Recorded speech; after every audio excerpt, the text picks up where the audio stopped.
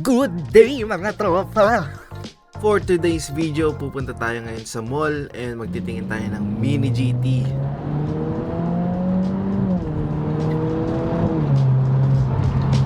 Nandito na nga tayo and magtitingin muna tayo ng diecast cars.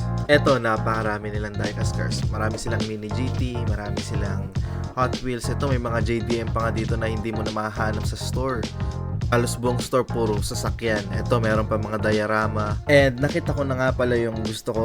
So, bibili na natin yan and let's get ready to unbox. Samahan niyo ako, tara.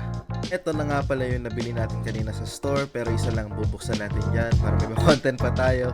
Ito, unahin natin ng Mini GT Kaido House GTR 34. Kulay green naman siya ngayon. Yung nauna purple eh. Anyways, wala nang tumpik-tumpik. Check out na natin yung details.